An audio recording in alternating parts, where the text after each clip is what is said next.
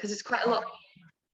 It's quite a lot of information. So Right. Okay. So it's something I'm going to have to go over and over. yeah, and well, you've got an 11-2 in your chart, which we'll get to, which means quite often it might take you a little bit longer sometimes to get something initially, but then once you've got it, you really get it. People with 11-2s are actually far more intelligent. They're usually really highly intelligent people, but you've got to do it in a way that makes sense to you, and it's not usually the mainstream. You're like, okay, yeah, this sounds right. Sounds about right. Yeah, so let me just get my notes. So I'll just give you a bit of an intro and then you can listen back to it, and the more you hear it, probably the more it'll make sense. Madness. Oh yeah, total madness. So basically your soul contract reading it goes to the essence of your life's purpose. And what that will do is it describes your talents, your karma and your goals, and how to kind of apply them in like the earthly and spiritual demands or like calling of your life. So this is what gets out there, which you'll love. So it's soul contract readings incorporating elements of the Hebrew alphabet, Kabbalah, and astrology. And it's based on the 22 letters of the Hebrew alphabet, and that's where you get the 6-pointed star from, which is, the Star of David. Yeah. And it's based on Hebrew because in Hebrew, letters and numbers, they've got the same sound and symbol. All right. Okay. Yeah, so in your chart, you'll see all these like weird little sort of squiggles. Yeah. Yeah, so they're based on the sound. That's so cool. It's wicked, isn't it? Do not get them tattooed on you though, whatever you do. Right. Just as a heads up, do not get any of them tattooed on yourself. Is that a total bad omen? Totally bad. They've got such strong energies and frequencies, and all of the numbers, even though they can be used in a talent position, they've all got karma with them, so do not give yourself extra karma. That's fine by me. Yeah, good, just to let you know that one. So basically, yeah, in Hebrew, the letters and numbers have the same sound and symbol, and Hebrew is one of the 5 sacred languages from which all of like reality emanated. So these numbers were like created in total purity. That's the out there bit. So when you came to Earth, because you're an incarnating soul and you're choosing like different lives each time, you're going to choose what you want to experience in order to grow in each life. And before the baby's born, usually the parents will kind of know the child's name intuitively. And that's the sound of the name that creates your soul contract, because the sound's creative. And that's why in all like the creation myths, like your name will carry the energy that the soul will live. So it's cool, right? Yeah, it's so cool. And like, so when your like soul embodies, the soul contract is translated into a karmic matrix, just because I know you like all this stuff as well. Like in basically the karmic matrix is like a cobweb structure. Okay. It sits on the surface of our body and in like our auric fields, and that radiates out to the reality to create those experiences that you need to live in this life. And then yeah, so that's how it's presented, as presented on the Star of David. So the triangle pointing towards the earth, that's the physical energies in the lifetime. And then the one pointing upwards towards the universe, that's the spiritual energies. And in each corner of the triangle, you've got the different aspects. So you've got your karma, your talents, and your goals. Yeah. So for the karmic aspect, these are the lessons that the soul has come to learn. So even though they can feel like it, they're not necessarily punishments, they're just lessons. And these will run throughout your lifetime, and they can be really intense, and we'll get onto that with you. I know you're quite intense. But, I've read that one before. Yeah, I'm sure. So yeah, at first they're very intense, but then when you realize what they are, that can decrease because you can learn from them, and they end up, if you're working through them and you're working through transmuting those karmic things, they can end up being a really, really great strength for your personality. And to help you get through the karmic aspects, you've got what are the talents, and they're all the latent energies that need to be developed to work through the lessons of the karmic aspects, and then you move on to achieving your goals.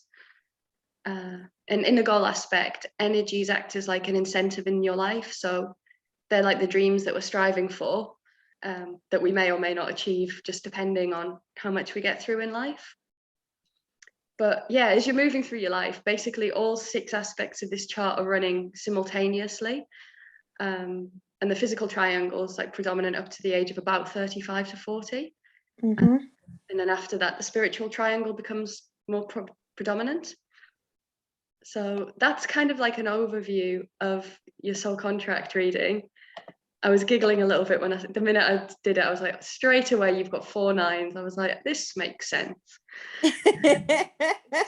It's really funny. Like, and I do this in relationships all the time, like, especially like with like ex-girlfriends. I'm like, I always go for either a 14-5 energy, 10 1s, or 9s, because 9. So I'll talk you through all of these things, but basically, to be able to handle me, somebody has to have a lot of power. Really? Yeah. That's so cool. I know. So we'll take the first one. So on your like chart, you've got Yes. PK, so that's physical karma. And you've Yes. got your 9 9. So yeah, 9 is literally, it's just power. It's a dragon serpent energy. It's got a great flowing, steely, invincible power, and out of all of the numbers, it's got the most powerful energy of all of these numbers. It's a spiritual number. You've got a couple of spiritual numbers in your chart as well. It's very creative. It's about being, in its positives, it's, you know, you can be very generous and organized and warm. In its negative, there's vanity, pride, and dramatization. Charming. Think back to Barry's class. No shit. Yeah, right. So the thing with the 9 is that to get to the positives, there is a hell of a lot of disempowerment in this number. Like, we get really quite difficult lessons in order to get to this positive aspect of the number. And because you've got 4 9s, in fact, both of us do, that's usually we're going to have to go through some shit in life.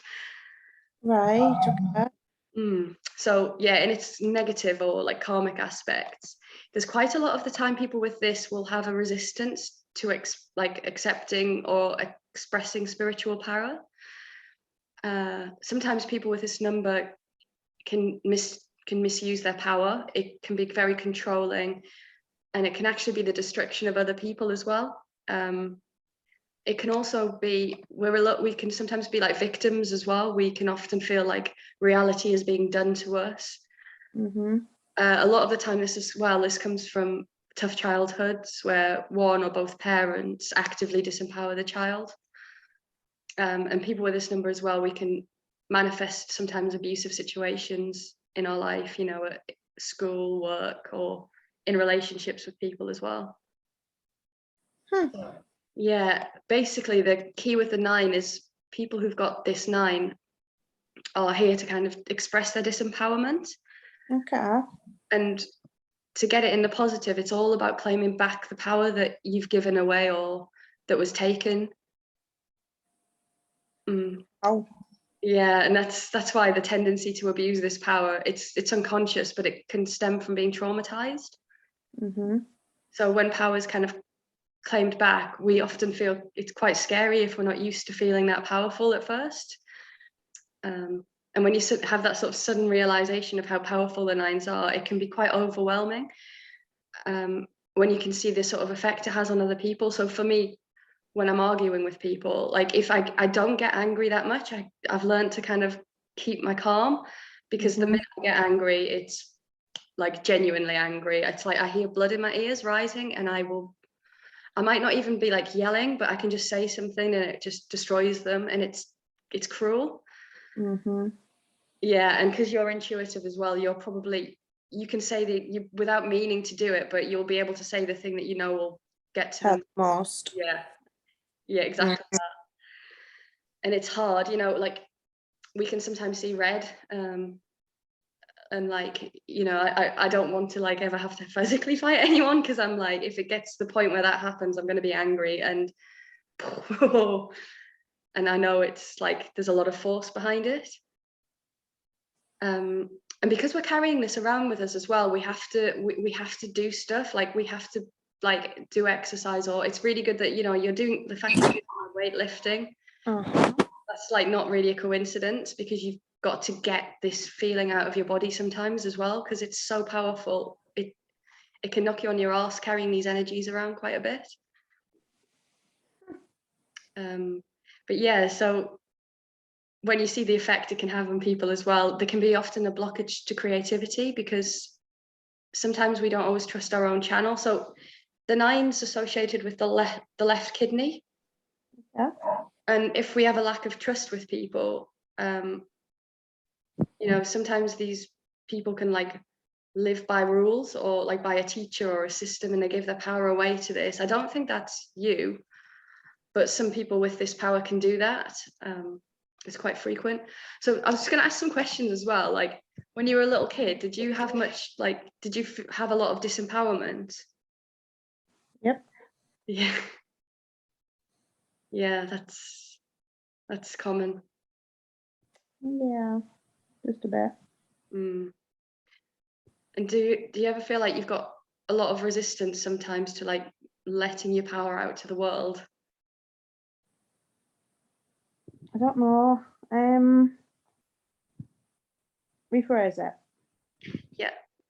Do you ever feel like you're holding yourself back quite often, or? Yeah, kind of, because I don't know. I don't think people can really handle who I really am, I suppose.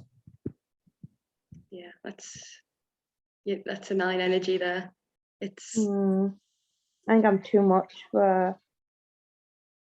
a hell of a lot of people, and if they can't handle it, then it feels just like a massive form of rejection.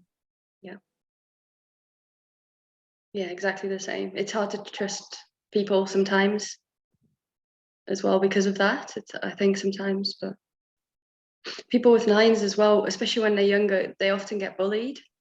I don't know. Were you ever bullied? Because I met you when you were 16. Oh yeah. Not in primary school. I was really quite forceful in primary school, kind of dominated my friendships. Got to secondary school, and I don't know, I just disappeared, I suppose. Everything that was confident about me just completely disappeared. And yeah, I was bullied a lot through secondary school. Only really stopped come college. Yeah, it's like with the 9's, it's the disempowerment quite young. You get that like bullying and things, and then yeah, do you have like a means of self-regulating anger? Well, yes, that's being dealt with at the moment. I still self-harmed until April this year. Oh, wow. I haven't self-harmed since April, but that was massive, kind of. Yeah, that's kind of how I'd regulate it. If not, I'd silence myself. So if I could feel myself getting angry over a situation or temporizing, I'd just avoid conflict completely. Avoid it 100%, or it's over 100%. Yeah, I've done that too. It's interesting you used to play drums as well, because that's a really good way of getting it out, like literally getting the rage out. Yeah, physically, drums, obviously self-harm. Positive stuff like the gym. Anything really, really active. So if I find things are going bad, I'll kind of redo the house, but it's in terms of like ripping up carpets or breaking door frames to kind of rebuild. Yeah, that's 9's. That's what we've got to do. Mine is wanking too much. It makes me feel better and it gets it out, all right? And it's harmless. You're allowed. Exactly, it's harmless. Oh, sorry. What did I see? I saw a trailer for a film. Nymphomaniac, I think it is. Right. What's the connection to that? Where did that Because she masturbates that much that she ends up causing damage and she just bleeds all the time. Ooh, it sounds like a fucking cautionary story. I don't think I'm going to want to watch this. It's a messed up film. I've only watched clips of it. I didn't watch the full movie. I watched like something like the top 10 worst parts of it. Oh God. Yeah. Is that the one? Is Jamie Bell in that? Is he in Yes. Is that I think he plays someone who I think he's a dominate, I can't remember what it's called now, but you know what I mean. Yeah. Is it dominatrix? What's the male version? Is it still dominatrix? I don't know, maybe, yeah. I guess so. Dominatrix. Sounds feminine, doesn't it? It does. I think you always think of them as like a madame, don't you? Kind of style. Yeah, I'm sure he kind of wraps the main woman up in rope and he like whips her and stuff. That is so not Billy Elliot, is it? I don't know. But he is going out with Evan Rachel Wood. Oh, he was going out with her, wasn't he? And she was with Marilyn Manson. Oh God, that was awful. Those allegations. Yeah, I'll watch that actually. I will give it a watch. It seems quite emotional, quite sad actually. It's not as kinky or as sexy. No, as it makes out, no. But it's very, very, very graphic. Maybe. Might be worth a watch. Maybe I'll watch the top 10 worst bits, and if it's like not too painful, then I'll give it a go. I mean, I don't have to do it. I don't know why I'm like yeah, I've done it. I've joined this sex cult. I don't know how I feel about it. Yeah, I just told you to watch a film. Yeah.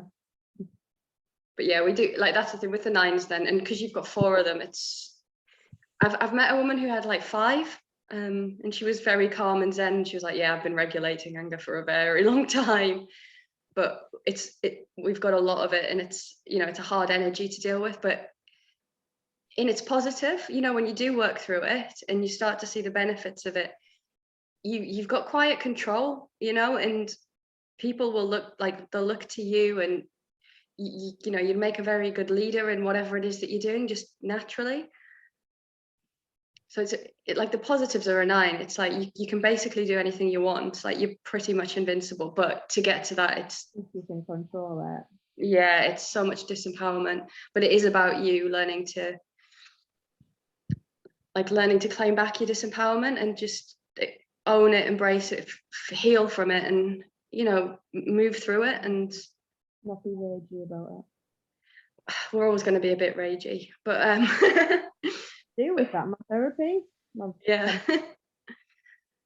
Yeah. I need to sort of do something to get mine out. I do, I just walk like 15,000 steps a day, like ride my bicycle. Like, I've just got to keep doing stuff to get it out. But yeah, you're the same.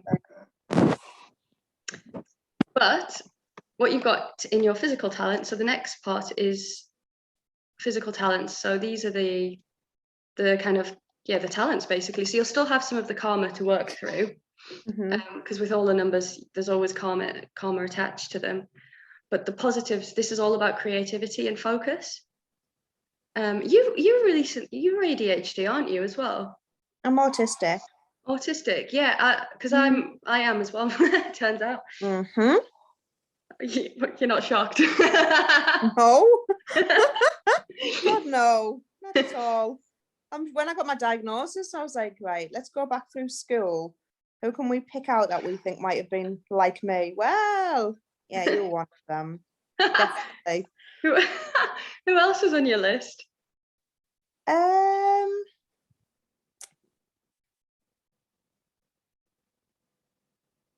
on.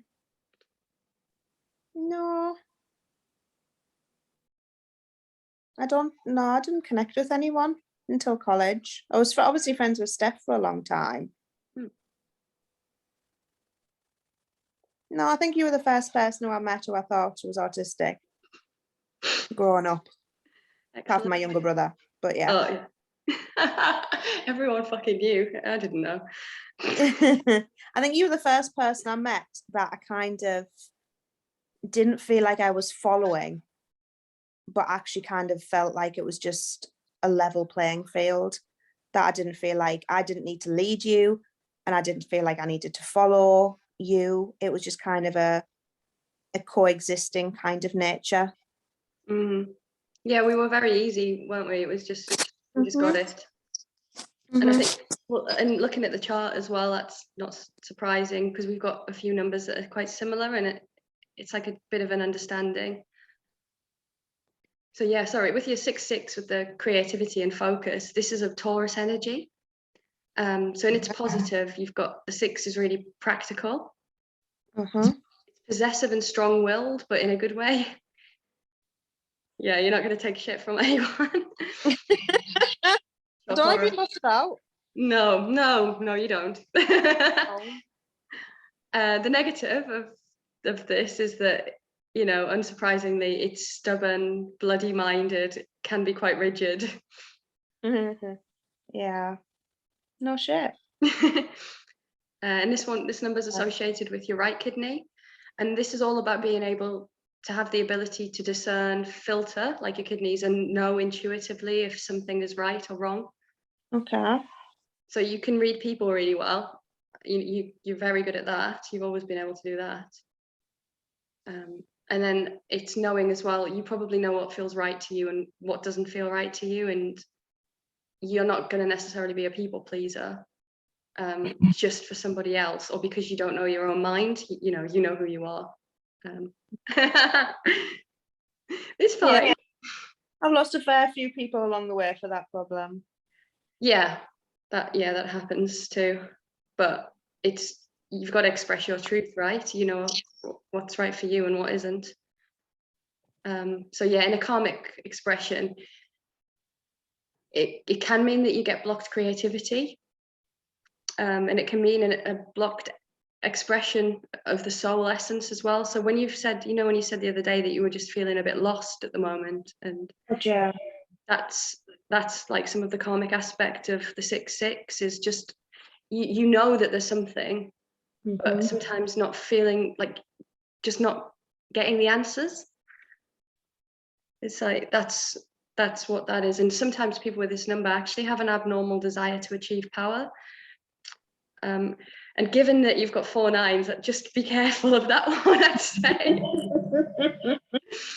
There's no like bypassing of things, you know. You've got a lot of 10 1s, which we'll get to, so you'll always have to work quite hard. So just be wary of anything where it seems too easy. Right. Okay. Yeah, and people with this number as well, in the karmic, it can be quite isolating. You could kind of cut yourself off from society a little bit. Yeah. People with 6s often have addiction tendencies as well. So that's drink, drug, sex. You look so guilty. It's okay. People. Is that people? I get addicted to people. Yeah, you're intense, right? Anything, it's either all or nothing. In friendships, relationships, it's intense very, very quickly. And if it's not intense, then I don't want anything to do with it. Yeah, quite boring if it's not that sort of. Yeah, very. As a result of that as well, there can be like a lack of focus and frustration as well, as a consequence of the 6s. So when you were like a little child, I mean, I know these answers already, but like some of the questions that came up were like, did you ever feel frustrated or angry? Momentarily. A little. Again. Yeah. When people with this number as well, it can often, when you were little, do you ever feel a bit unfocused, or that it was hard to complete projects? Yeah. Because it's interesting, you've got, that you've been diagnosed with autism and things, and I've got ADHD, and I think that a part of that was me like, oh yeah, well, it's just part of my ADHD, but actually it's bigger than that. You know, that's a consequence of the fact that like these are the energies that I'm running in my life. So it's not surprising at all that you've got like autism, as you know, that's I can focus. It becomes, if I'm intense about something, it becomes a hyper focus, but then it means that everything else gets left behind for this one particular thing. And then I realize once that's done, oh shit, I've got like everything else just got forgot about. Yeah. And it'll be things you're probably really passionate about, right? Or that you actually want to do. Oh yeah, totally. Yeah. With something else just being the be all and end all, and And then there's a tax return that's getting closer to like the deadline, and to do that. Yeah, but you know that one is painting. Yeah. So yeah, that's the sixes. But because you've got, once you've worked through the karma, that you've got this in a talent position. Okay. So it's actually really positive. The positives of this are really good. So people with sixes can be really good in business because you can be creative and focused when you decide to do something full steam ahead. So that kind of it can become really good if used in the right way.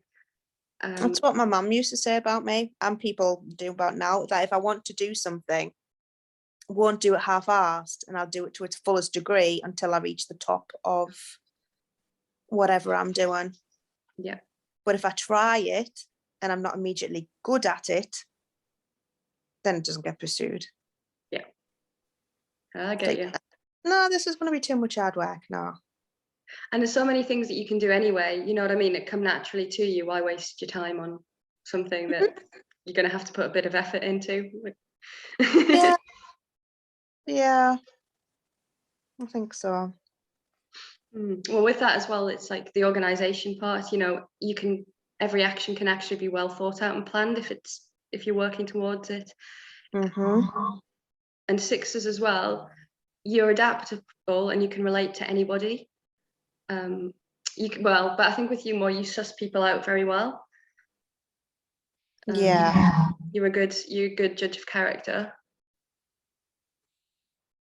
But there's also it's not just about relating to people and being adaptable. It's also like understanding like lightness and darkness. You know, you can feel the full range of emotions, and you're not scared of like your darkness or other people's even. Oh God, yeah. Yeah. Do you know what? That's actually, I've got a mind map done in my therapy. And it's one of the things that we talk about there is my kind of, I will happily go through my range of personality, and I'll go through my range of emotions, and I don't mind the good in me, but I really don't mind what's really awful and bad. But I'm like that in other people. And she's trying to do the opposite. She's trying to be like, just take people for face value, take people for how they express themselves. And I can't do that. And I'd rather know that they're, you know, deep down in their soul, they've got something really dark and horrific. But just because I know that they might have that, I can't naturally rule them out as a friend or someone who I like. Where she's kind of saying the opposite. I'm with you on that. When I had to go for counselling, this is actually, and it's really funny because I used to hate it. I was like, what's the fucking point in like knowing the truth about people if I can't help them, or I can't, you know, do something positive? And it used to really like get me down about like a lot. Can you remember how people would always just come up to me and ask for help? And yeah, weird, right? And I didn't know what to do because, you know, I was just a stupid teenager. But I felt like I was responsible for doing that. But whenever I'd go to a counsellor, they'd just be like saying the exact same thing that said to you there, like, I just take it on face value. And I'm like, but I don't want to. It's like a superpower that we can see the truth of people, who they are. And I think sometimes like counselors, they're very 3D, you know, they don't get it. And with your numbers, like counseling is obviously good, you know, these things do help and they're really good at like working through trauma and shock and stuff like that. I get it. But for actual meaning and real answers, you need you need to know the bigger picture, because you know it's not just what's right in front of you. But I'm also not scared by people's kind of, it doesn't, if someone comes to me and they've got, and I can see, God, do you know what I mean? Your mind's kind of in turmoil. I can see that either you're not happy, or that doesn't automatically put me off a person, where I kind of feel like a lot of people don't really want to know the bad parts about people, but I'm kind of more the opposite. I want to really know the bad parts about people. I just think it's just a hell of a lot more human. Agreed. And you really know them that way, don't you? Yeah, and that's it. If I know somebody, I want to know somebody. Do you know what I mean? I want to know the best things that you think, but I also want to know the worst things that you sit and think about late on a night. Mm-hmm. And that's not going to scare me away. In fact, it's just going to make me love you more because I know you more. Mm-hmm. There's real strength in that too. People who know their dark side and stuff, there's vulnerability because they're being open about it. And I think that makes people far more courageous. People who bury their heads in the sand and don't know themselves, and I shouldn't say this, but it's quite hard for me to always respect them. Because I'm like, well, you don't know yourself, you know, and you can't really have an opinion on something if you don't know who you are. Like, and I know that's wrong and it's an abuse of my power, but fucking hell. Yeah, the kind of floating around the world, half empty. Yeah. You're not doing anything with yourself. You're just existing without doing anything of any value. If you want to pretend that this is just your life, you go to work, you come home, it's just basic, there's nothing else to you, what's the point? Yeah. I get you. So I don't see the point of people like that. No, same. Same. That's why we all got on, you know, because that's why we got on so well, because we kind of know that.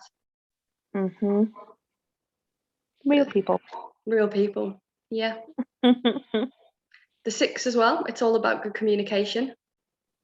So I know you can write, you draw, you're very arty and creative. A lot of musicians tend to have 6s because, you know, they're always writing songs and expressing it. And also again, you've got a lot of spiritual numbers, but spirituality, your mind is always looking for expansion. God, yeah. Yeah, you're always searching. Every goddamn living moment of the day. I'm never not in a mood to learn. Just, yeah, honestly, I'd be happy just to sit somewhere for someone to teach me anything, literally anything. I will never not want to know more. That's your 6s as well. So and in a talent position, which is great, you could do that, you know, whether even if you ended up like later in life, do you know what I mean, doing like a degree in your 50s or something like that, you'll never stop learning, or you'll always be just absorbing stuff and looking, because you need that. Yeah. And I need people in my life like that. If I find people who aren't that way inclined, it's just, I can't wrap my head around people who aren't constantly searching. Yeah, and we'll get into that as well, because you've got 10-1 in your chart, so that comes up again. It makes sense, doesn't it? It's kind of weird. So these are your physical things as well. So this is your life at the moment. Yes.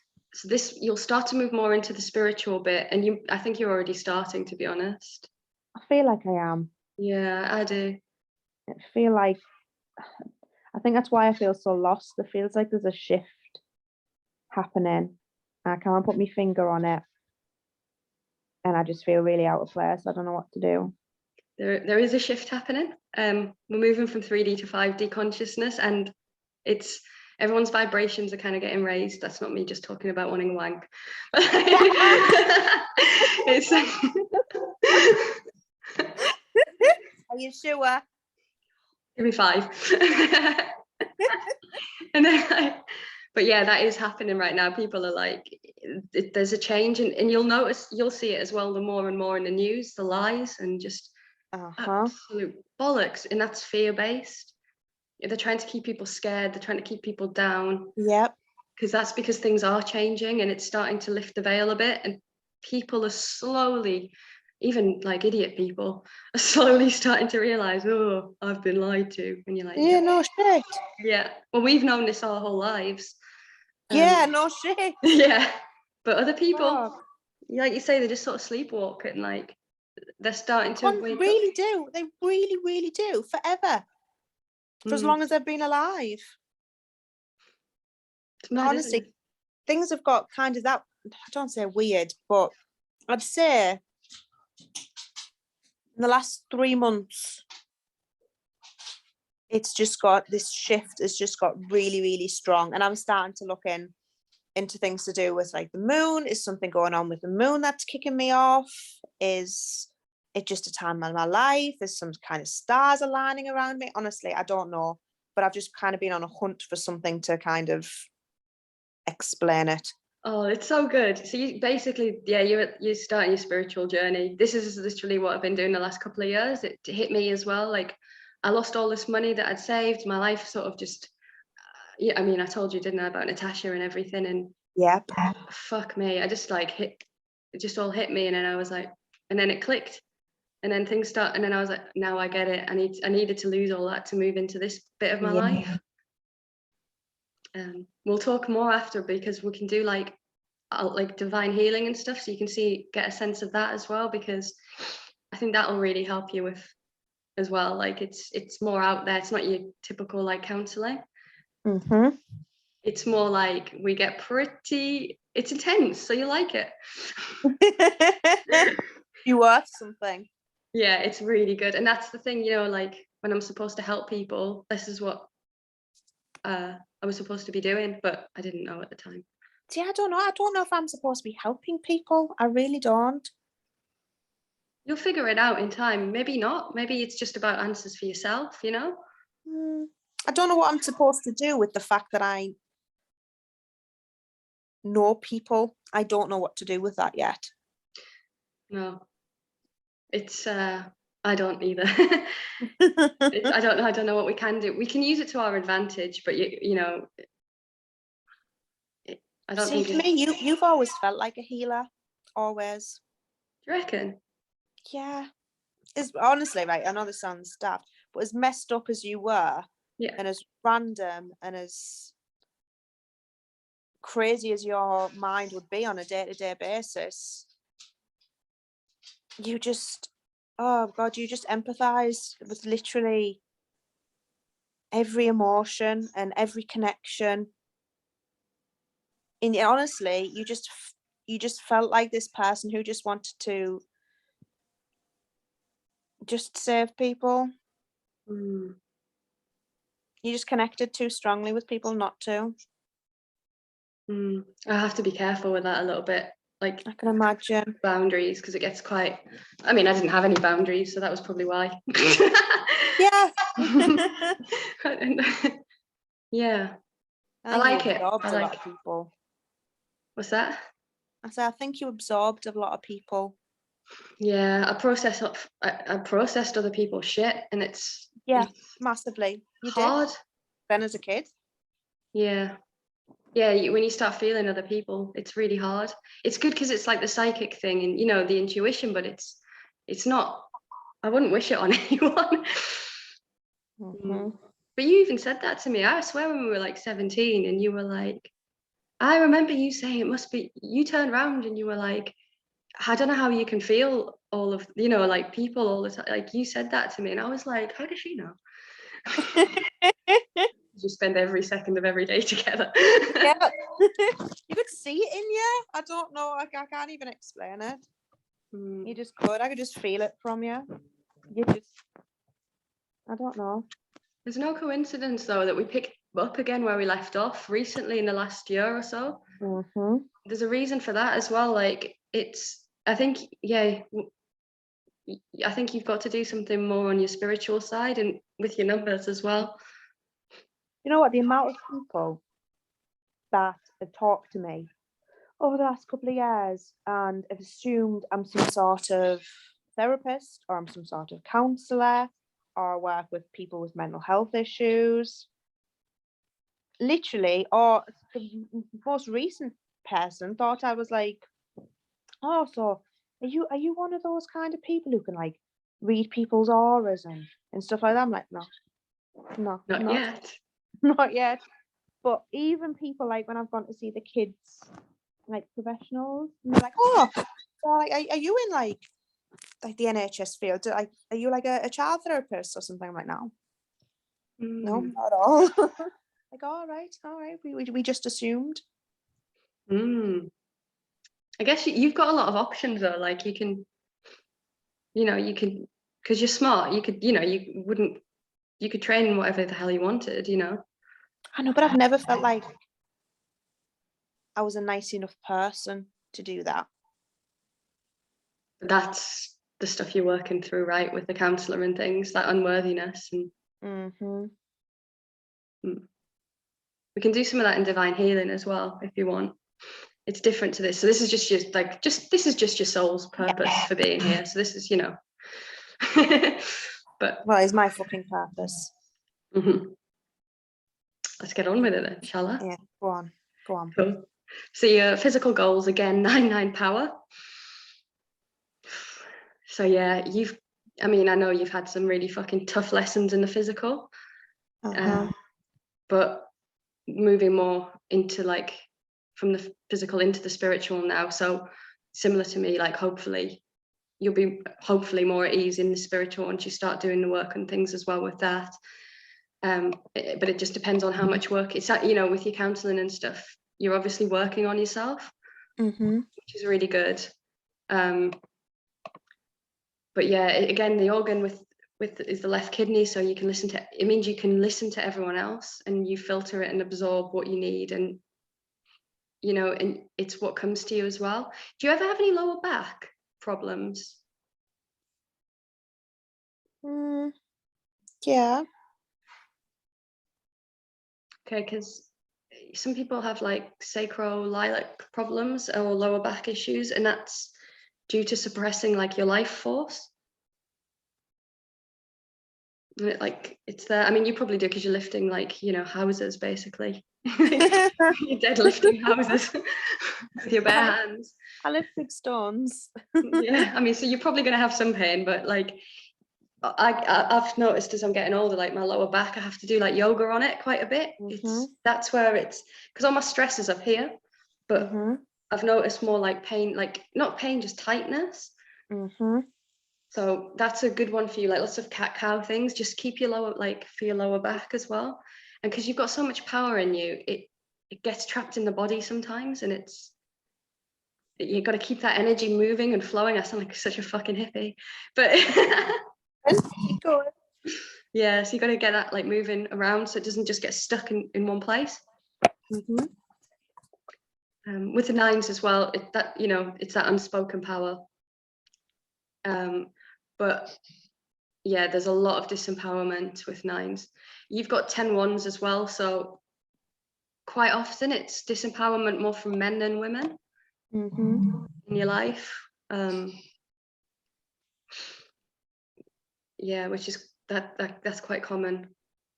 And yeah, it's all about, again, having 9 in your goal. It's about claiming back and expressing your power, but with great integrity.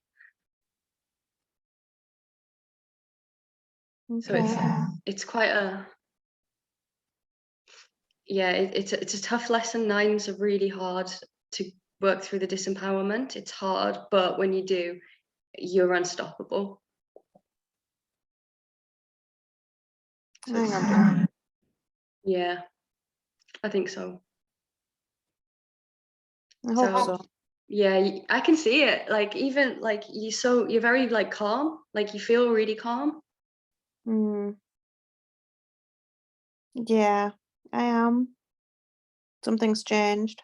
I think maybe, you're going to get answers soon, whatever, starting to as well.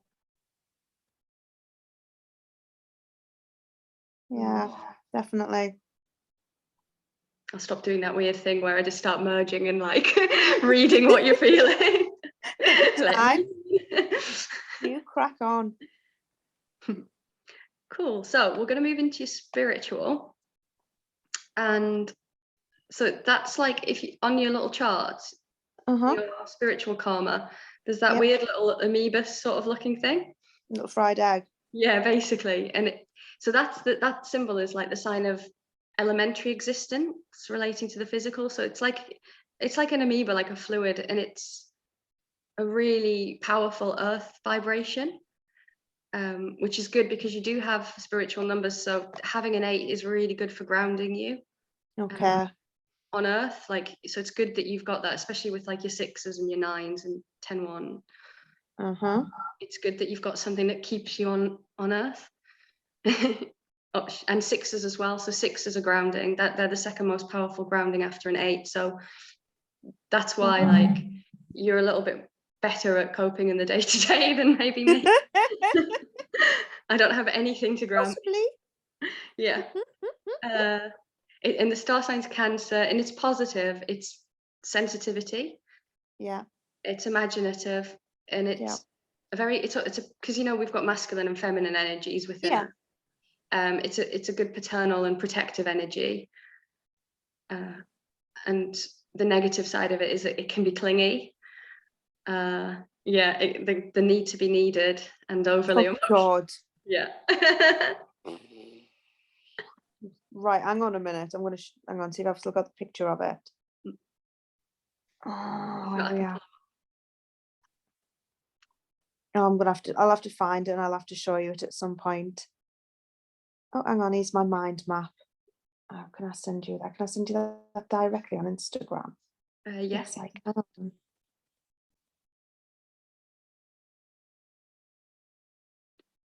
Hang on, it's coming through. Are you going by Jennifer Mary now as well? Are you using your middle name? I am. Yep. Interesting. I've dropped my surname legally. What's your surname now? Mary. Oh, wow. Oh, so Jennifer Mary is your full name? Yes. Wait there 1 second. That's awesome. So, just have a look. Okay. Yeah. I'm going to just have a look at that.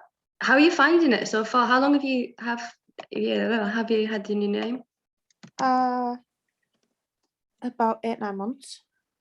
Okay, so it should be kicking in then. So let me just have a look. I'm just going to put it in.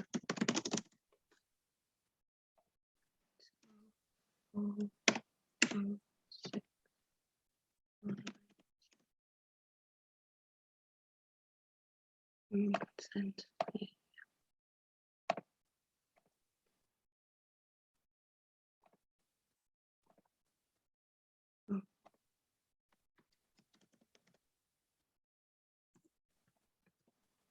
You concentrating first. Yeah, it's hard, isn't it? Look at me go. Managed not to get distracted. Okay, I'll do another one after with your new name, but like another night, just so you can see the energies and stuff for that one. But yeah, we'll have a look at that as well. But that'll just add like it's like a layer of icing. It just adds to your birth name, and it'll leave different energies. That's why I've changed my name as well. So it's Faye Naomi Grace now. Oh, cool. Yeah, because I only had 9999, 10-1, 10-1, 5555, and they're all just floaty numbers. So I got like 8s in there, like you, to ground. Yeah. And like other energies to help me, to soften me a bit with my 9s. I've got like a 13-4, which is a mothering energy. Yeah, exactly, to make me less of, because similar to your mind map, I did like a quantum human design, which is amazing as well. And I'm like a right angle cross of penetration. So no surprises there. But just trying to picture what that would look like. Sexy. So So yeah, I've had to like infuse more of a feminine energy into it, so I come across as less harsh or less to the point. I like you harsh. Yeah, I know you do. Well, you can see who I really am, but other people, because they just see. Don't you butter me up. No, but you can. But oh god, no, I wouldn't fucking dare. But like, people who take things on the surface, they just think, oh, she's just really direct. I'm like, well, yeah, I'm in work and I'm direct. Supposed to be. Yeah. I'm to fucking gloss over everything. Let's have a look at this mind map. Ooh.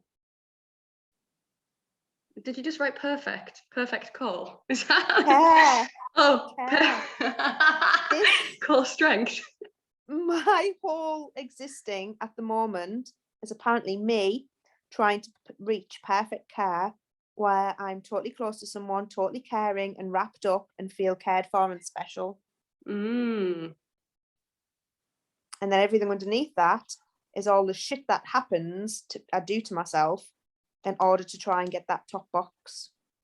Mm-hmm. I'll also explain to you one day. Mm-hmm.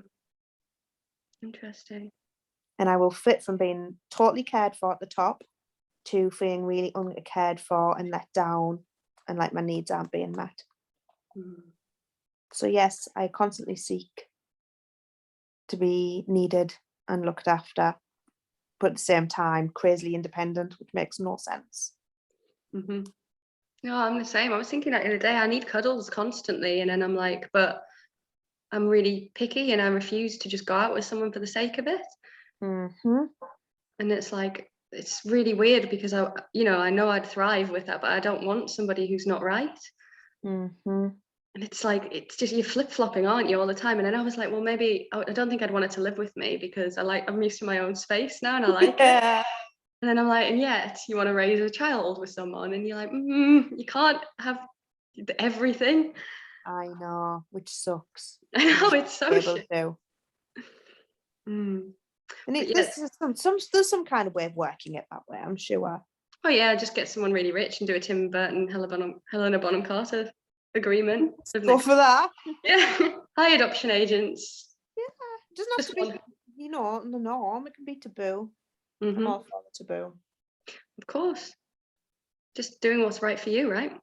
Mm-hmm. Mm-hmm. So funnily enough, this won't surprise you, with the 8-8 and grounding, the qualities of this are sight, in that you're actually quite clairvoyant and you can see the future. You've got the ability there to see the future. That's like your strength. So you know how I've got all of them, so I can hear people talking like a crazy, I know, feel everything, but yours is defined, it's very defined as like being able to sort of see the future. Right, that's quite good. Is that my sound back? I sounded like a dog barking then. Didn't want to say anything, but bang. I've got a thing apparently with, right, it's really stupid, but it's really bizarre. I'm not able to like guess numbers, but I'll talk about stuff and I'll talk about numbers, or I had a weird dream last night. And I said to my coach the other day, I was like, hey, I had a weird dream last night. I said, we got married in order for you to get new carpets. I was like, and you proposed to me in front of a Christmas tree, which is really random. This was well before Christmas. This must have been, when did I have the dream? About 5 months ago. And then a week later, he came up to me and he's like, you're a fucking weirdo. I was like, why? He says, because my wife has just said we need to do a certain amount of overtime because she wants carpets putting upstairs and she wants a new Christmas tree this year to fit in her house. Mm-hmm. And it happens all the time. Like, Andrew, we'll go to like the till or something like that. And I love playing this game. I always love playing it. And I'll go, the exact amount. £17.46. Like, yeah. And it's always literally within pennies, whether I've even I haven't totaled it up in my head at all.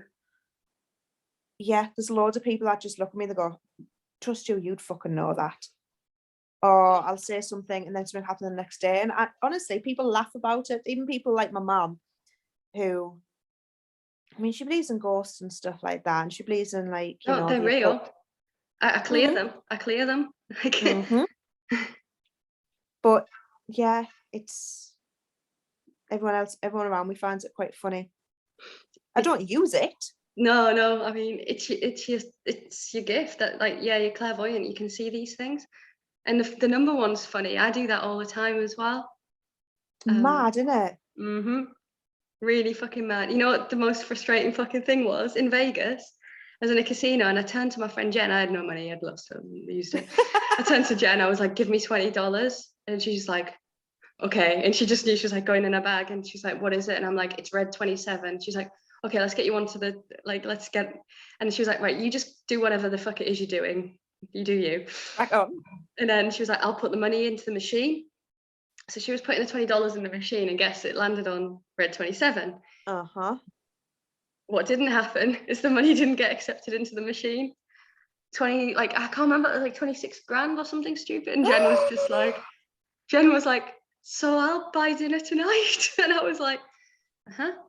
And she's like, Oh, I know. And she's like, do you think you'll be able to do that again? I was like, it was just very much in the moment, Jen. I don't, I can't do this, like, on purpose. yeah. Oh, wounded. Funny as fuck though. But that was my lesson, you know what I mean? Like, all the money I'd earned as well, I had to lose it all, which was shit, but it was part of a lesson for me. That's it. If that had been me, I would have said, right, there's a reason I haven't won that. Yeah. There's a perfectly damn good reason why that money is in my hands now, whether I knew it or not. Mm-hmm. I'm a massive, massive believer. Right, I know this sounds stupid, Mm-mm. but even if I honestly, it's deranged. But even if I gotta get something out the cupboard to eat, if I drop it, I go, wasn't meant to eat that right now. And I'll put it back and I'll think, do you know what? Even if it's something daft, like maybe I would have choked on it, maybe that was gone off, maybe it wasn't going to be right. And if something doesn't come naturally easy straight away, like I say, I'll pick something out the cupboard or I'll try get something out of a vending machine and it'll get, my pennies won't go in at first. I'm like, oh, I'm not going to order it because I shouldn't. No, that's interesting. You're probably right. There'll be a reason, right? There's I no don't know. coincidences. I know. I don't think so. I don't think so at all. And I take it very seriously. Mm-hmm. Other people don't. They think I'm stupid. You're definitely not stupid. Like, you're just tapping into things that other people aren't, Mm-hmm. And I wonder if it's an autism thing as well. I think a lot of us probably get diagnosed with autism because of that. Yeah, I agree. I'm not even sure it's not like in a medical condition sense. I think it's actually just a different way of being. And yeah, totally 100% agree. Yeah. Like, it's different. Yeah, but in the world we live in, it has to be like everything. It's a medical thing on paper. Yeah. Mm-hmm. And we do need to cope in this weird world. Yeah, exactly. I think, give it however many thousands and thousands of years ago, we would have just been the tribe that lived off in the woods and just lived a different way of living. Yeah. I really do. That people either came to or whatever. It's funny you mentioned that as well. Yeah, that's true. We would have been like seers or weavers, they were called, or whatever, or like herbalists and stuff, and all that sort of thing. 100% agree. Interesting. Yeah. So when you were so it's just sorry. No, it's good. It's really good, and I really is this making a lot of this is sort of probably making quite a bit of sense to you then, isn't it? Like, yeah, about your life. Like, for people with eights as well, when they're younger, sometimes they have a hard time like connecting with people. Just like until they've kind of, because you're trying to suss people out, you know what I mean? Especially when you're little, and you kind of can be a little bit like wary or just a little bit cautious. I don't know. Were you like that when you were little, or? Yeah. As long as I can remember. People as well, are you trying to figure out your emotions? Like, sometimes people with eights have a tough time processing them, like trying to feel how they're supposed to feel. Yeah, massively, all the time. In fact, there's a point in my therapy that she was like, right, we know you don't understand emotion very well, So if you struggle to identify anything or put a name to it, then we'll change kind of change course, because she's doing a specific type of therapy. She's doing cat therapy, and it is very emotion based. And she knew from the get go that I'd struggle with identifying what she would class as, what other people could say as basic human emotions. She was like, you just seem to, you've got all your emotions, as you say, you've got 10 emotions in a line, and someone go, oh yeah, I feel that, and then I feel that, and then I feel that, and you're more like, well, I feel in between that, and then in between that. She said you process it very differently. Ah. That's I've never heard that before.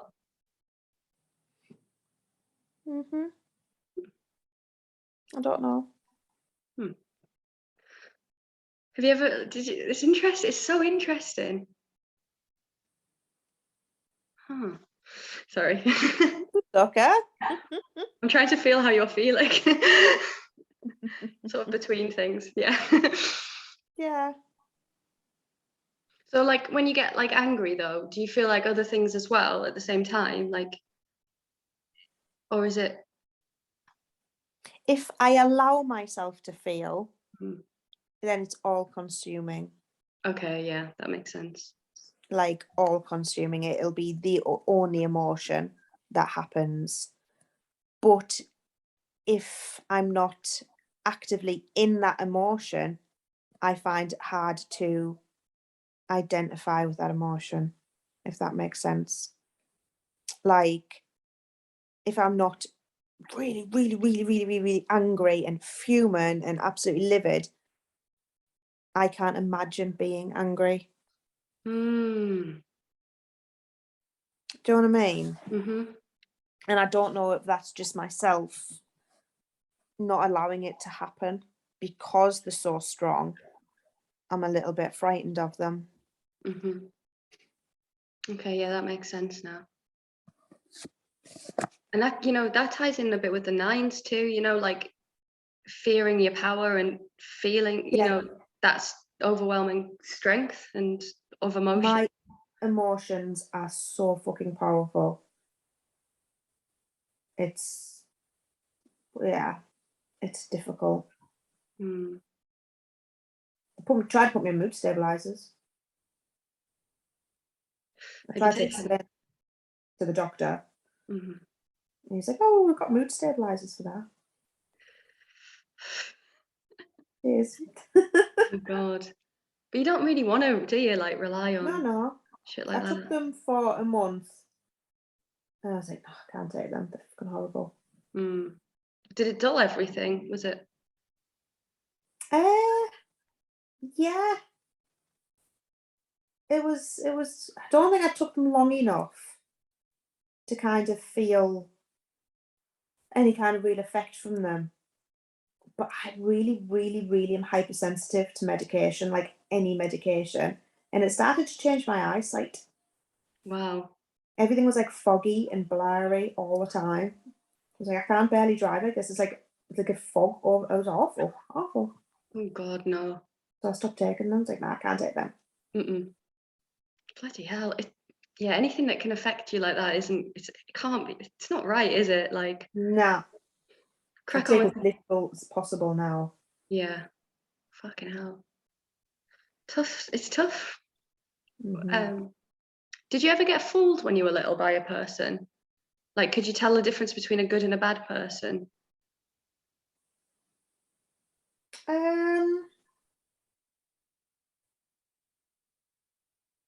Yeah, I'd say so. Yeah. I think not necessarily. I think yes, I did.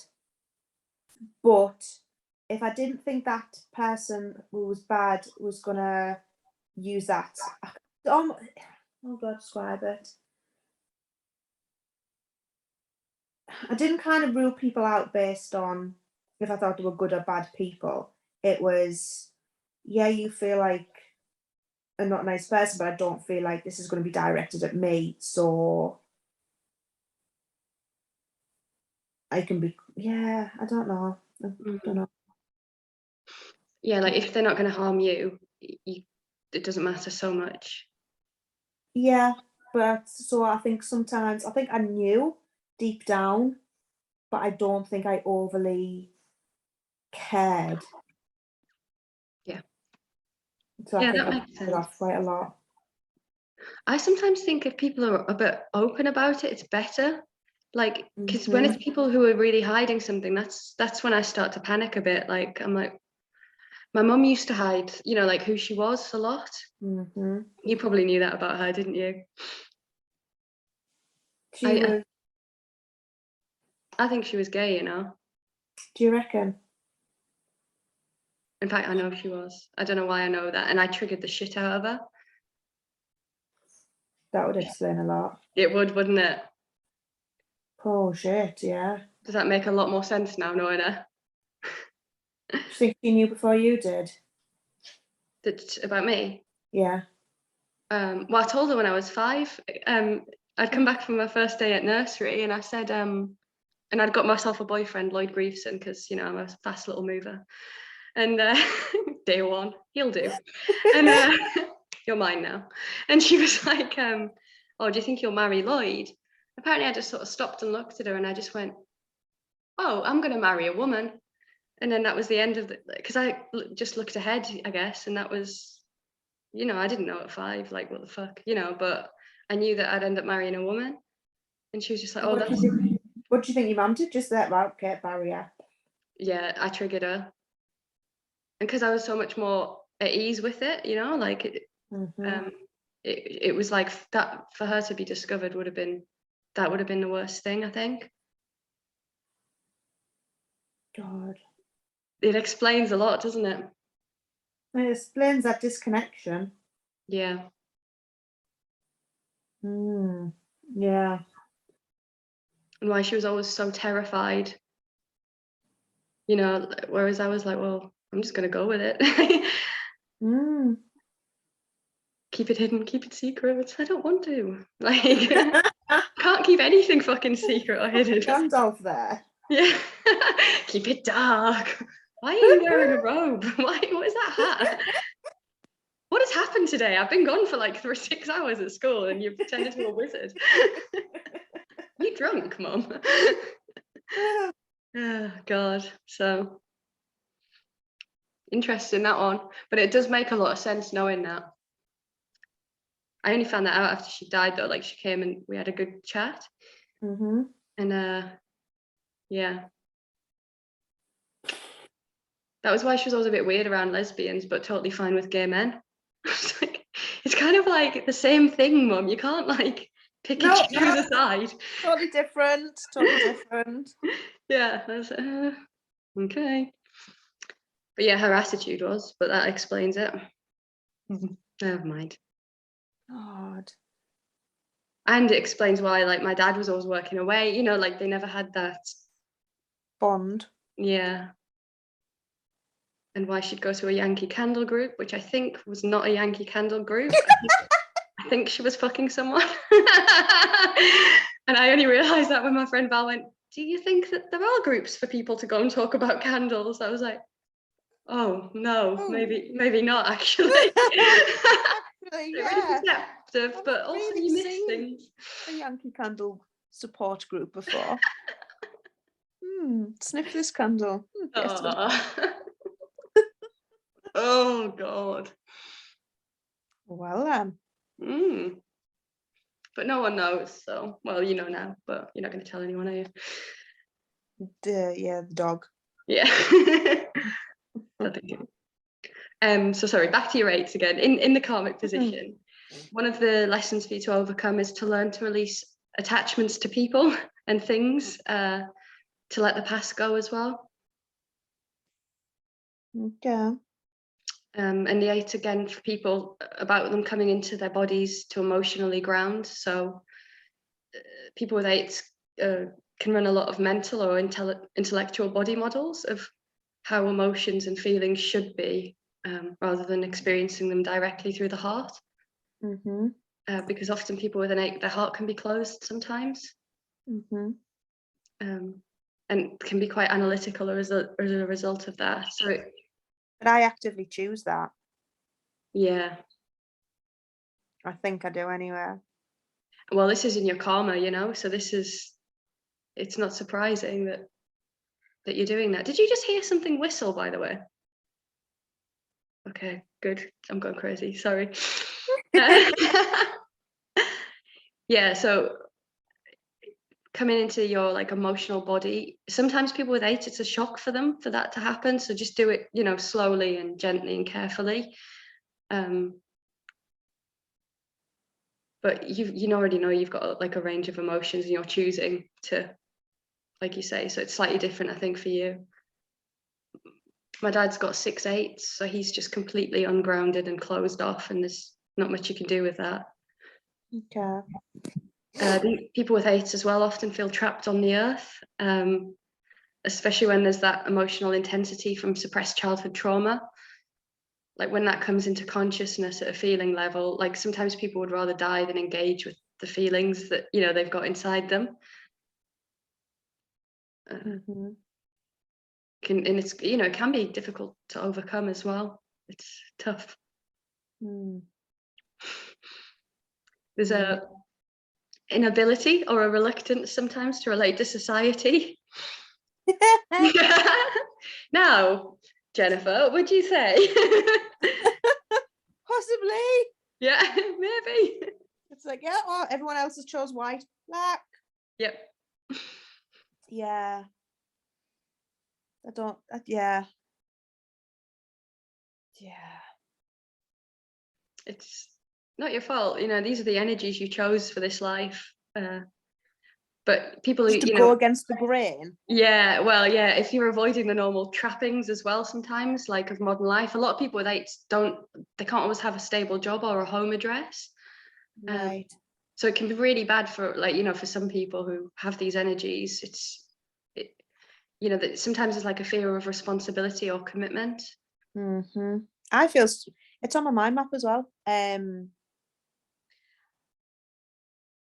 I want this perfect life of a job, a house, like a spouse, but then any kind of glimpse of that happening, I'm like, I'm trapped, I'm suffocated. Nah, this is not right. My wings feel clipped. This is not my life. This is not how it's supposed to be. And I can't live this kind of Groundhog Day forever. But then I also seek it at the same time. But I often feel suffocated and trapped, and I have no idea why. It's not necessarily by people either. It's just life, the world. I don't know. I can't explain it. No, I get it. Everything has to be done in a certain way, and there's rules in place, and it's quite hard if you don't feel that they work for you to abide by them. And also you can see how stupid they are a lot of the time.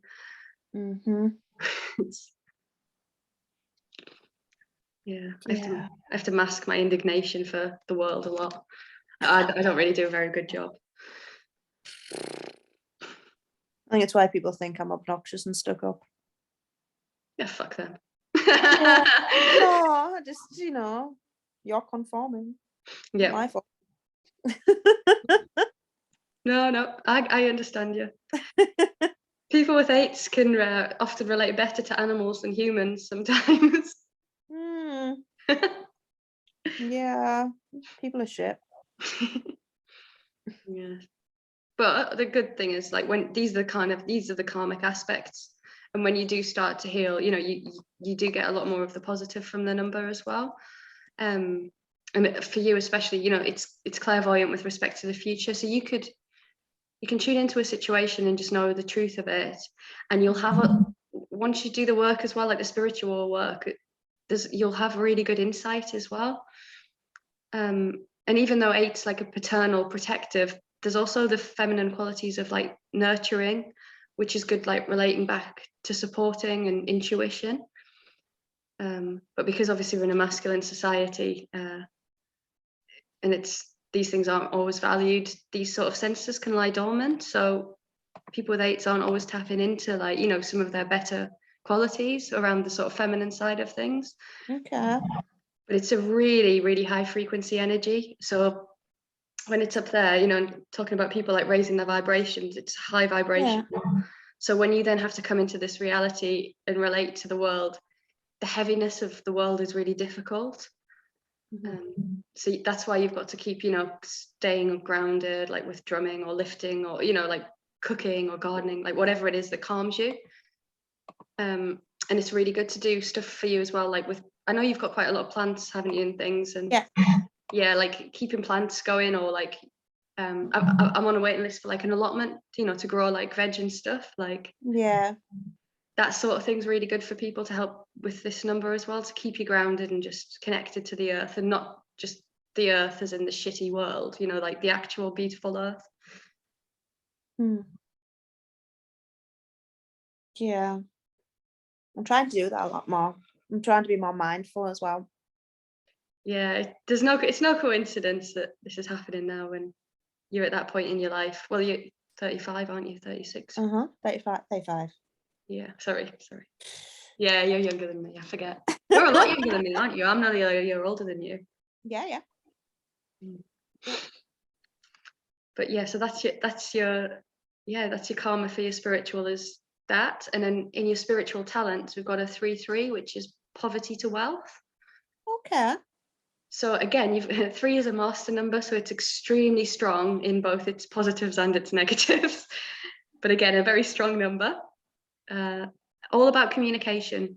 So in its positive, it's the power of protection, initiative, leader, all of these things, sexuality, but you have to be careful with that one a little bit, because it can throw you out of balance if you're not too careful with it. And it's also about courage and willpower. A lot of times with men, especially if they've got a 3, usually in a karmic position in the physical, they can actually become like accidental fathers. Right. So that's it in its sort of negative, you know. It's like there's that kind of compulsion to just sort of fuck around, you know what I mean? And for men who aren't being protective, they can often be accidental dads. But yeah, it's a really strong number. The negative is, again, willful, impatient, improper use of force and violence as well. But yeah, it's all about bringing ideas and feelings like from the depths into the world in a feeling manner, which, knowing what you've just sort of talked about, makes a hell of a lot of sense, actually.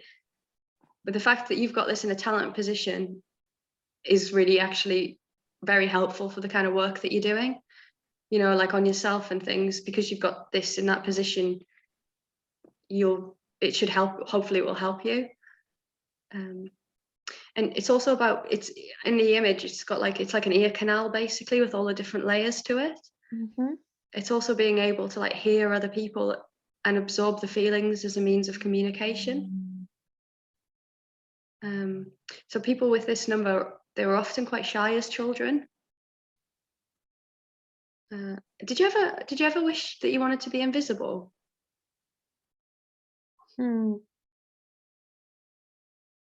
Yeah, probably from around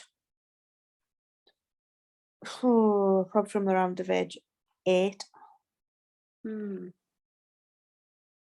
Yeah, that's really common for people with this energy.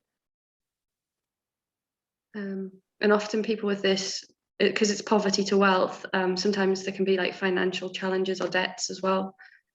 People often, that's like a life lesson for people often with this number, particularly in the karma.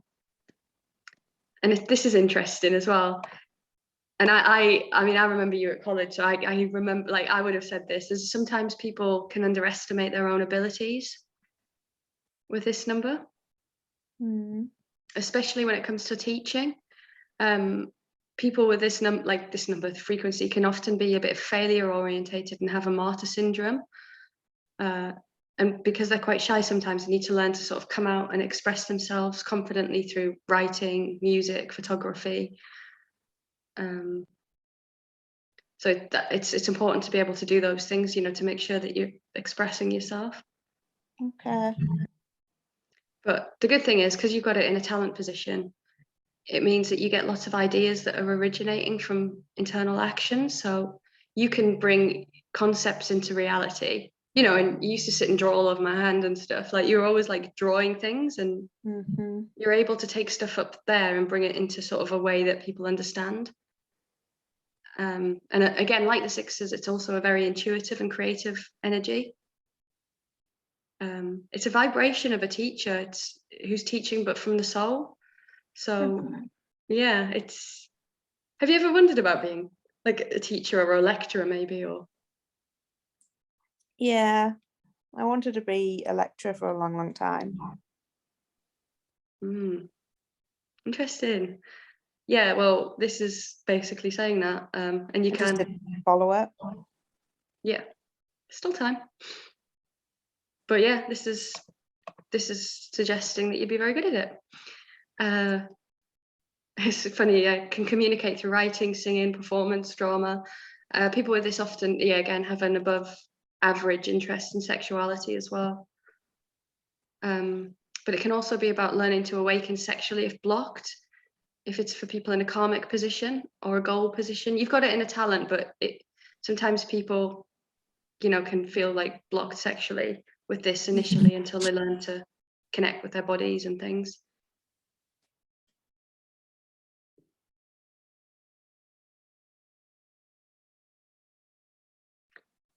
So that is the 3 in your spiritual talents.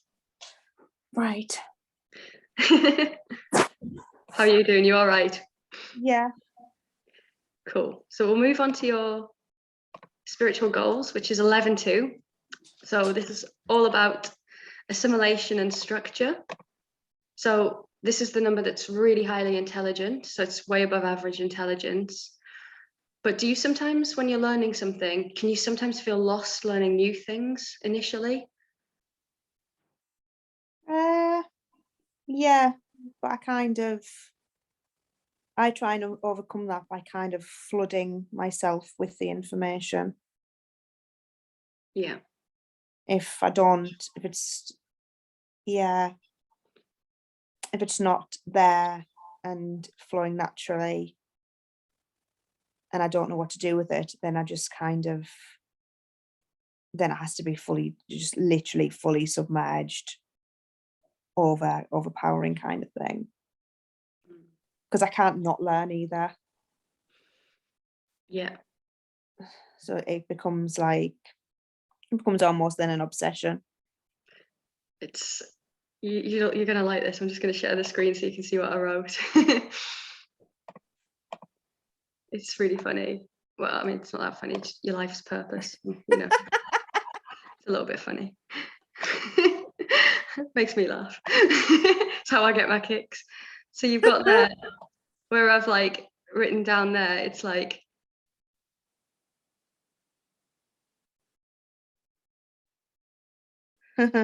Yes. yeah. So it's quite frustrating sometimes, right? Because you know you're smart, but then sometimes being slow to get things can be really frustrating. Yeah, which is then I get annoyed. Yeah. So Yeah. then it's like, right, okay,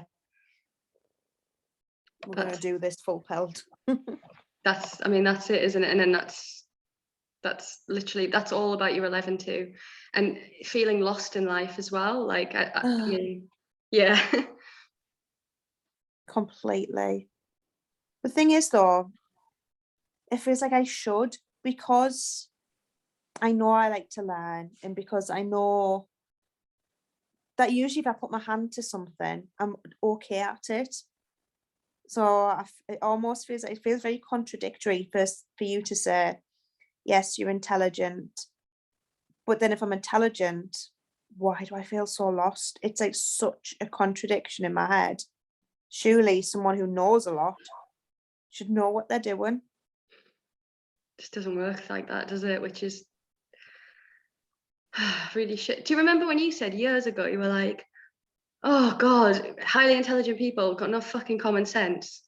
Yes. Do you remember? Because you said that to me. I think you got cross with me one day. You were like, oh my God, why can't you do something? And I was like, oh, I don't know. What parking machine? What parking ticket? I didn't see. What are you on about? But like, you were like, yeah, it's like it's almost like a disconnect, isn't it? It's like you're up there and then you don't know, like, it's quite difficult. It's like the more you know, the less you can apply it. Yeah, the harder things are. Yeah. That's why you've got all these academics who don't really earn a lot of money. You know, like renting places and not really having much money, you know, but they're really smart and just don't know what to do with it. mm, But then when you're smart, I think you also can be quite self-aware. And the more I learn, the more I'm self-aware, and the more I'm self-aware, the more that just makes it even harder. So you're 11 too. These were the lessons you chose. Like, you like a challenge. Yes, I do. You do.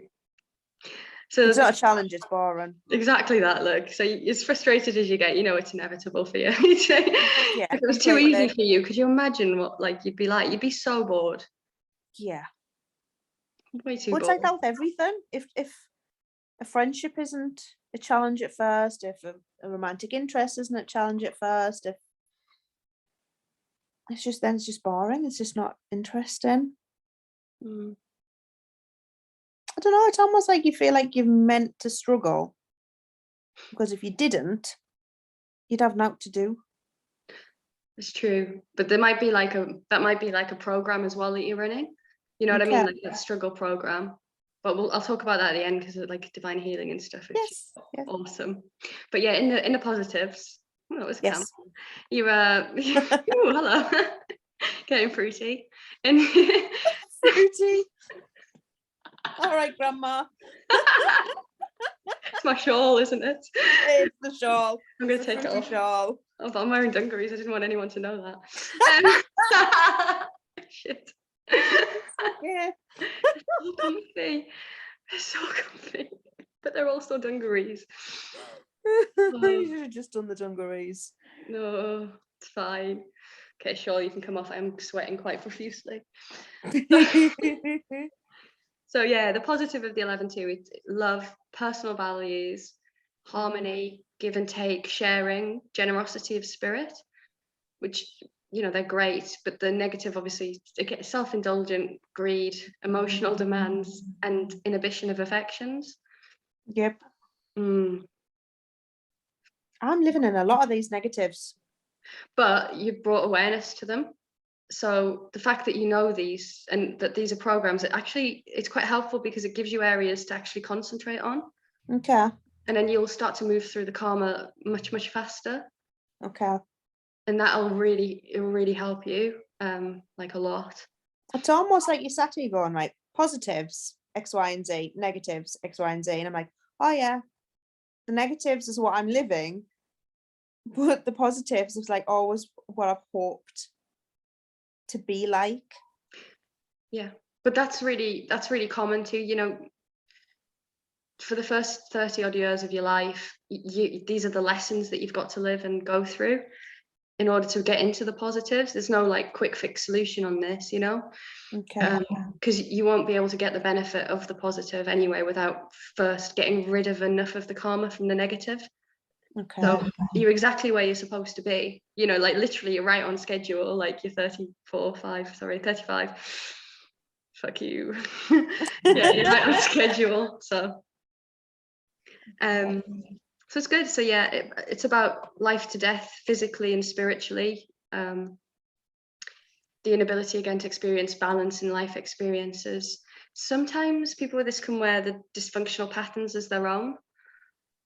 So not always discerning as to what you kind of assimilate, and it can sometimes result in like manic depressive behavior. And also there's the dependency on others as well, due to a need for structure in life. that sometimes people with this number find it difficult to do on their own. But this can lead to like immobility and a sense of underachievement. So for this, the goal is all about creating a structure of truth. And that could be anything. It could be like a physical construct, like a business or a building, or a philosophy of living, a system of healing. But it just has to be something that's your truth, that makes sense to you. However you choose to do that, and it sounds like they're the things you're thinking about right at the moment. That so yeah, you're on track with it.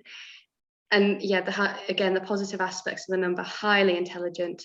It's a building energy, both spiritually and physically, so which is great. And you can open yourself to all ideas of concepts, and you can sort through garbage. You just know what's bollocks and what isn't. So when once you set your mind to it, and you feel like you kind of have an idea of what it is you want to do, like there'll be no stopping you. It's just not to put the pressure on yourself for not having the answer straight away.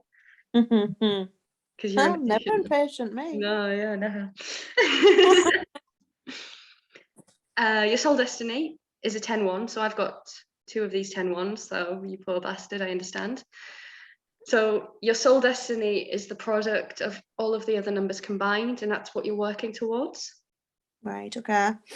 And 10-1 is actually all about, I'll use the word God, but source, energy, the universe, like the universe. Let's go with the universe. Agreed. Yeah, it was a miracle. I've only started using the word like sparingly in the last few months, and I'm like, I like source or universal. I don't really feel good with God. And they're like, that's okay, you went to Catholic school, didn't you? I was like, yeah. Well, of course then. Thankfully you didn't have to. Thankfully Tunny wasn't Catholic, so because this one would have been a hell of a lot worse for you, I think. Yeah. Thank you. So yeah, it's all about the manifestation of the universe, or like energy, and it's a potential manifestation of like spirit on the earth plane. It's huge. You've got like an open connection once you're doing like meditations and you're connecting with your higher self. You have got that amazing ability to just be super connected. I've started meditating. Yeah, you got to do it every day. It'll change everything. I can honestly say the effect it's had has just been brilliant, absolutely brilliant. And now I sound like one of these absolute nutters that when people say that I'm stressful, like, have you tried meditating? Honestly, have you tried it? Yeah. Yes, it's great. It is just phenomenal. I don't even know how to explain why, it just is. Well, because you've got so many spiritual numbers in your chart, meditation is gonna calm you anyway. Yeah. But it's gonna also open up those channels that you've got that have been maybe lying dormant a bit. So like your clairvoyancy and things like that. I mean, that's already working, but it'll open it up more. And this will really help, especially with this one, with the 10-1 number that you've got. It's an incredible number. It's like it's really, really good when you get into the positives of it. And I've started to, and I'm like, oh my God, life is so much easier. Thank fuck, finally. Yeah, the positivity. I want to be that. And you will. There's no reason like you won't. And the fact is, you're doing work already, with the counselling and things, and you're aware of things. So you'll get to that point. Like, there's no way you won't. It's in your chart anyway. Like, you've got too many spiritual numbers not to, especially when you get to sort of late 30s and you really do move into the spiritual. It'll get easier. It's the physical that's a bit harder, I think. But yeah, so the positives, like analytical, meticulous, discriminating, not in a racist way, but in a good way. Negative, we're very, very difficult on ourselves. We're really critical. We judge ourselves very harshly, perfectionists, and overly mental, like we live in our head. Yeah. And that's it's really hard. That's why sometimes people think I'm judging them, and I'm actually not, but we can come across as that way as well. Oh yeah, massively. I judge myself way harsher than I've ever judged anybody else in my life. Yeah, same. I don't think people get that though. They don't. It's really bizarre. And then Yeah, it's really, and then you beat yourself up over things too, so much. Oh God, yeah, I'm the classic. Go back to bed and be like, oh yeah, I said that. But what they're going to think if I said that? Oh no, now they're going to think I'm like that because I've said that. This should have been a better thing to say. And then I just assume everything. And then I do my mindfulness, my meditation, because I'm like, you've got to stop thinking about what you've done or said or been or happened and stop trying to predict what will happen.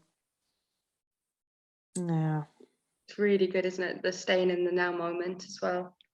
It's been, do you know what? I've been trying to do it for a while and it's been difficult, but it's slowly starting to connect now. And it's just starting to make a lot more sense the more I'm doing it, the more I'm taking it seriously. At first, I was kind of doing it when things got really bad, or if I was going through a particular crisis. But now I just do it regardless. Like, even if it's a good day, I'll still do it. Good. And that's making so much more of a difference doing it that way. Good. Didn't realize I needed it until, started doing it properly.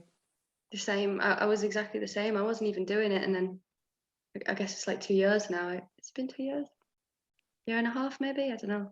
And I can't remember, but yeah, I've just been doing that like every day. Since when? I'm trying to work out if it's like, Val did my soul contract reading, I think in March of 2019. Was it 2019? Yeah. So she did that, and then after that I was like, oh fuck, this makes so much sense to me, and I went off and did divine healing. So I've been doing that. My mental breakdown is summer of 2019, and that's when I started trying to figure out kind of where I was supposed to be and tiptoeing into mindfulness and meditation. Yeah, literally the same year. Interesting. So it was cool. It is, yeah. I'm glad it's working though, because it is hard, like especially when you run. So I did healing with this woman the other day, and I felt a bit sorry for her because she's a lovely lady, don't get me wrong, but bless her, she's been through it, but I could just tell she was so in her head. And you can see it, can't you? And you're just like, oh, I just wanted to give her a hug and be like, come on now. And then when we did the healing, like her body fully like started convulsing. And I was like, fuck, okay, at least it's working. I was like, okay, so maybe she's not so good at speaking about, like feelings and things, but she's physically convulsing, so something good is happening. Yeah. I think that's a good thing. God. Fucking yeah. But yeah, so yeah, your 10-1, it's like there's no easy route with the 10-1. You've got to be steady and studious, and you've always going to end up working hard to achieve all the aspects. It's just, there's no shortcuts or easy routes. So I've given myself a hard slog in life, haven't I then? Oh yeah. But the rewards from moving through the karmic pits of it are huge as well. Yeah. So, everywhere. Exactly that. Like even with your 6s, it was really strong energies for the positive and negative. So you've been doing the negative stuff and working and living it, and now you start to move through it, and it gets easier. I mean, there's always going to be things that happen in life out of our control, but so yeah, it's all about like the flow of spirit, like basically coming into reality, and you're so connected to up there. Like it's amazing. There's it's the perfect balance as well. So of masculine and feminine energies. 10-1's actually Archangel Michael energy. It's protective energy, which is incredible. He's awesome. Like I call him in like every day, literally. It's like really cool. But this, also this number's a one associated with gay, bi, and lesbian people quite frequently. I think it's that balancing of energies. Don't know what you're on about. Yeah. So, it's so funny. Everyone with a 10-1's like, move on. I'm like, okay. Are you sure? Oh, me? Never. Yeah, I got fucking 2 of them. Bitch, you got off lightly. So yeah, the key strategy with this is discipline and routine, which is good as well. And that's my computer crashing. Oh, that's okay. So that's kind of like your sort of soul, kind of all of the different energies and frequencies that you're running at the moment. Sounds a lot. Yeah, it is. And I think like it's quite good though. I mean, I guess it's some of that related to your life. Yeah. Oh God, yeah. It's just a lot. Yeah, it's a lot. It is a lot. But I guess like at least now you kind of understand it. It sort of explains why things have had to go in a certain way. There's a lot. I mean, there's a lot of. I mean, I know there's strong positive, but there's a lot of strong negatives there. I mean, I know obviously we're moving into the positive and stuff, but you've probably been through a lot of it already, though. Yeah. And experienced a lot of it, and like bringing consciousness to it. It gives you sort of things to work on a little as well, and to sort of help you to get through it faster. Have you wrote me a list of things to work on? Yeah, I've got all the notes for you, and I've put it for each number as well. Like some of the stuff you're doing already, because it will like it'll help. And there's also like books and stuff as well to like read or listen to and things as well to around them. Yep. So I've made a big list, and I've done it by number. Each number's got like different things. Some of it's like grounding, like, you know what I mean, like staying in and out. Meditation always comes up as well, but there's that. And if you're interested, I'll do it for free if you fancy it, like for the first one, just to see how you get on with it. But I'd love to give you a divine healing session, because what comes up with that is like your ego. And I wanted to say, like, every time I've done this, I've got it wrong. So I was going to be, I bet your ego's a fucking cunt, and I'd love to battle with it. But saying that, I actually think you'll probably be quite easy to work with, because it's usually the people that are like, oh, she'll be easy to work with. Oh my God, no, this is hell. No. Whereas I know you, and I actually think, I think you'd probably be quite open to it. I think it would actually be something that might help you. Like divine healing basically is, don't worry, it's not like some crazy fucking priest screaming at a congregation. It's like Don't scream at me. Yeah, I could, but I'm sure I have. I'm sure I've Just scream nicely. Yeah, I don't mind screaming, but scream nicely. I'm sure I've yelled at you before. Probably numerous times. Must have done. You will have. Oh, without a doubt. I was a knobhead at several times. You're all right. I liked you. You did? Weirdly enough.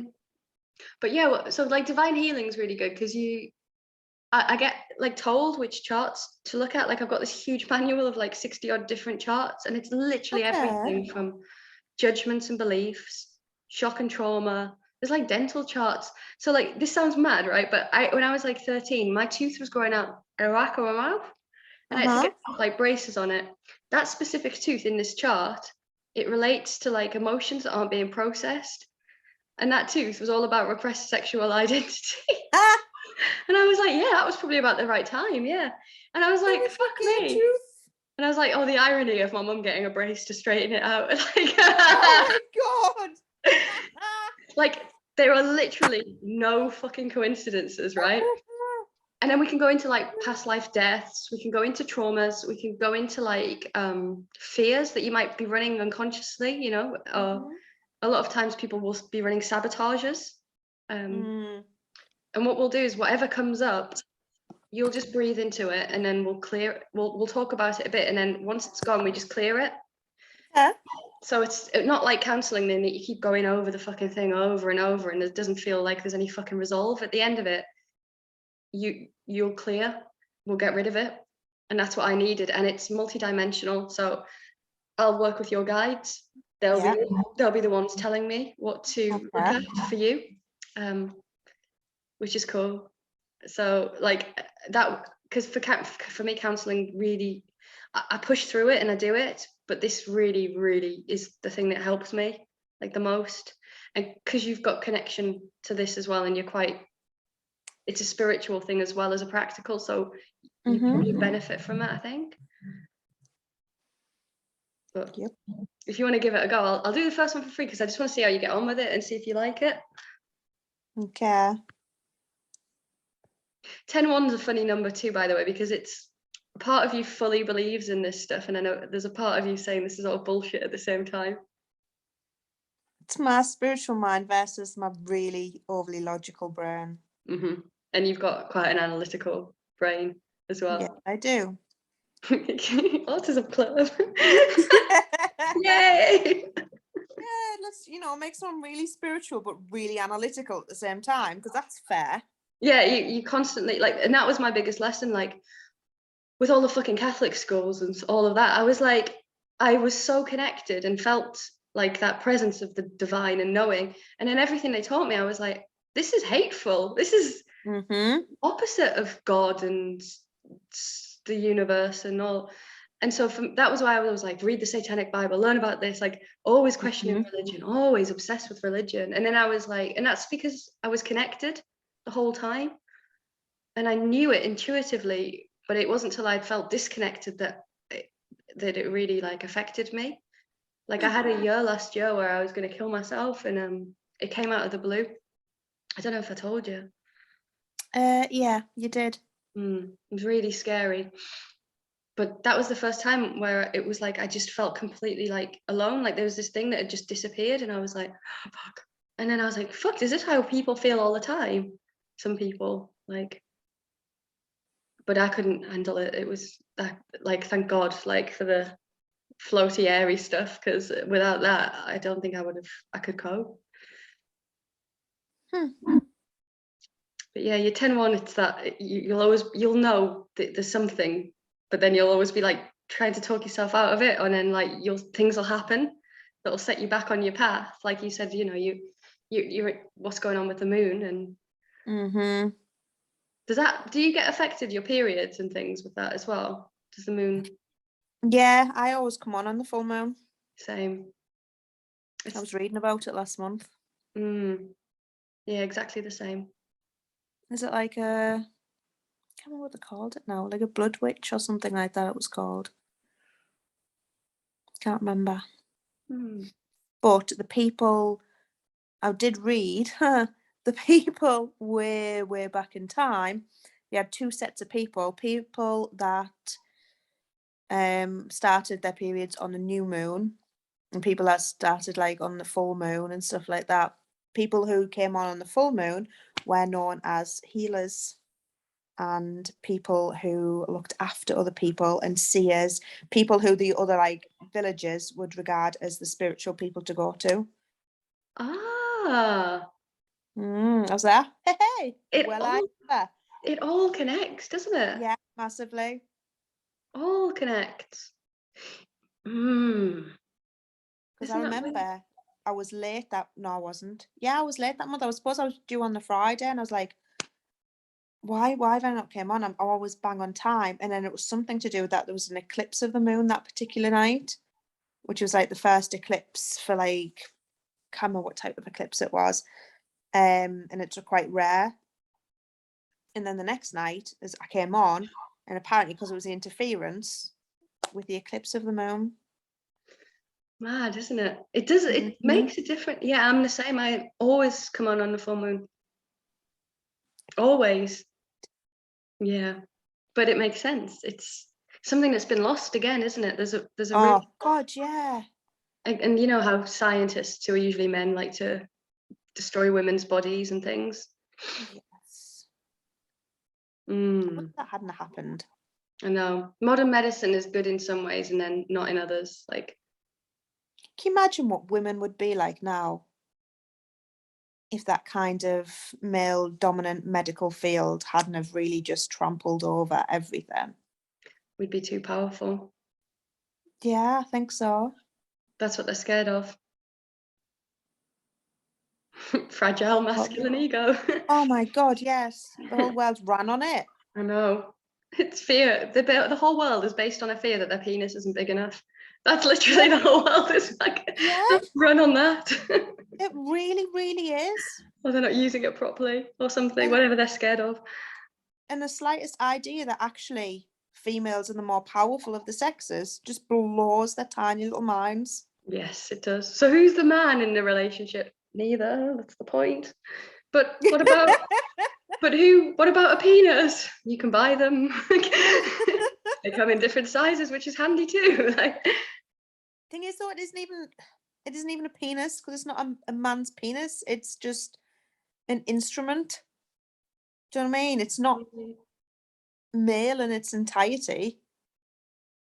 oversized clit. Yeah, it's just a really big one. A really fucking massive one. Got problems. Yeah. Yeah, probably. Oh. So I know that's a lot of information as well with the soul contract reading. So I've recorded it. I'll stop recording now because it'll just be us talking shit at the end.